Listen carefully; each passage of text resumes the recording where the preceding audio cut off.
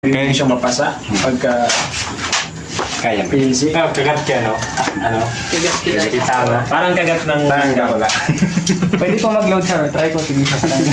Pwede rin. Tingin ka muna sa'yo. Sa amin, maya kayo.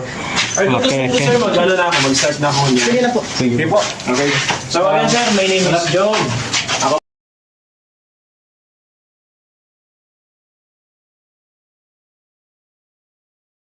nagpapabisto po ako every time na igawa kaming players for your ano na rin po no for your idea na ang may kapot po digdi is igawa man pong idea sa pagkapot kang badel. So before we start again ang pagkapot po kang badel i-discuss ko pati so 4 cardinal rules kang gun safety.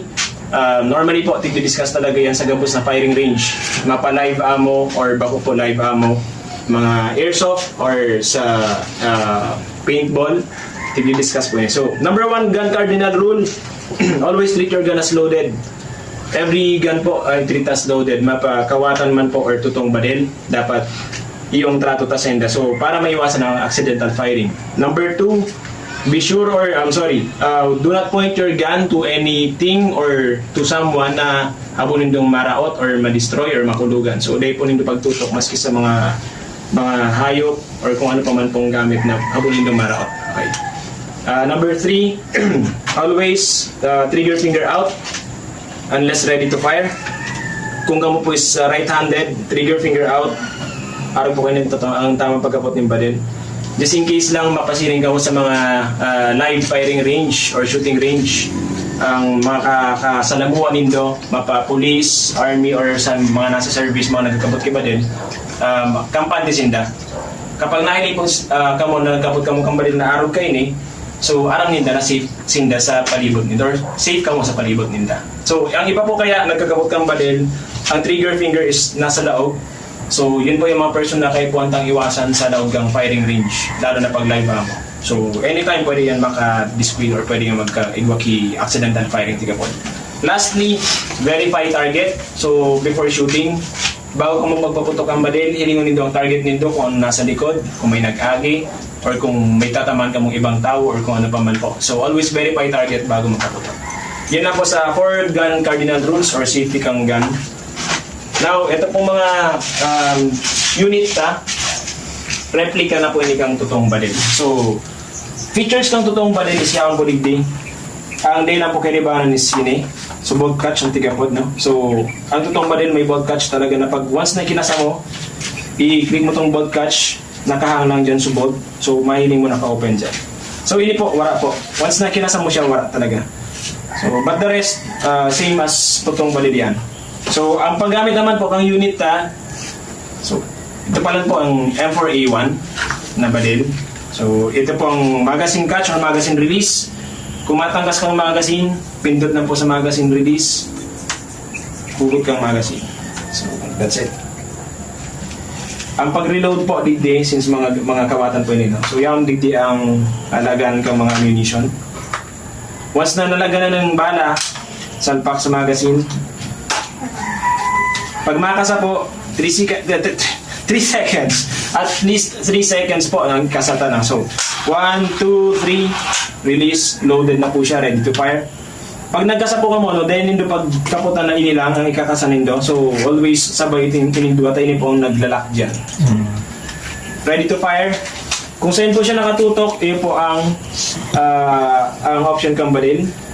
So, ini naka-safe, semi, so single shot.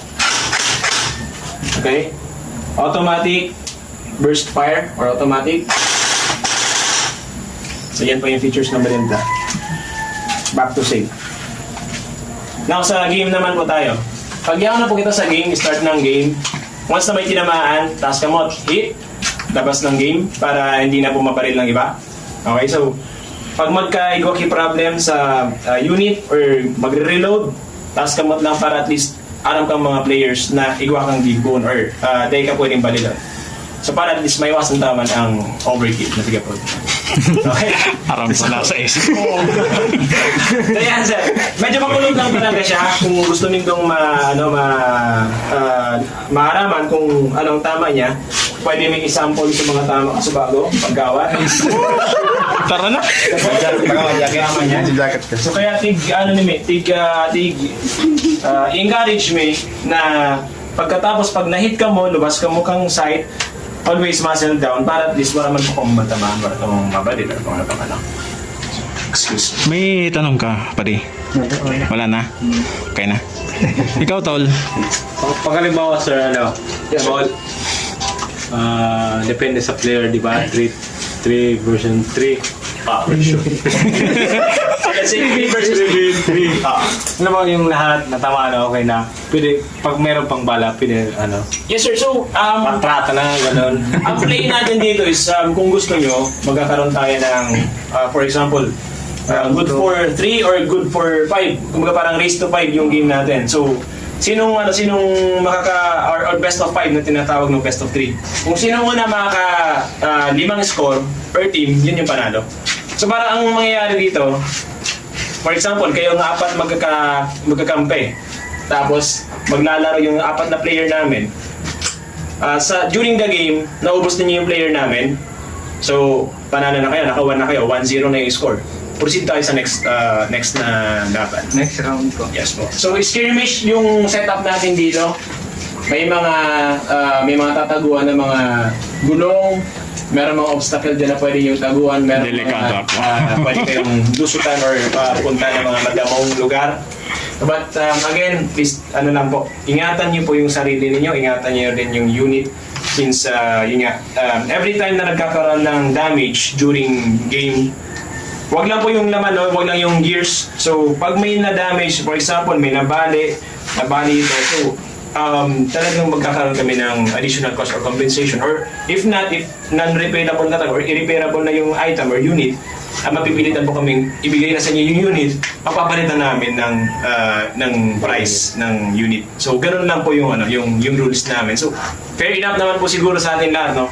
Na yung mga units is may, kumbaga parang hindi naman siya totally ganun ka-pricey, but still kumbaga parang nag-invest din yung mga tao. So, yun lang naman po. But anyway, pwede po kayong manakbo ng hanggat gusto nyo. Basta ingatan nyo lang yung dinadaanan nyo, tingnan nyo yung dinadaanan kasi may mga putol na kahoy. Kasi hindi naman yan totally talagang clean na terrain. So, dati po yan na madamo. Nilinis lang namin para paglaruan. So, enjoy lang natin yung game. Any additional questions pa po, sir? Ma-visit yung site bago nga. Ano, sir? Yung site po. Yes, sir.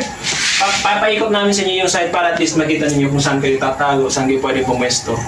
So, yun. Tapos, ayun pala, sir, no? Yung inclusion sa pinabook ninyo, let's say 1 hour po yung kukunin nyo, no? Ang rate namin is 150 per gun or per unit. So, ang inclusion is 1 fully loaded magazine, tapos 800 ml na gel balls.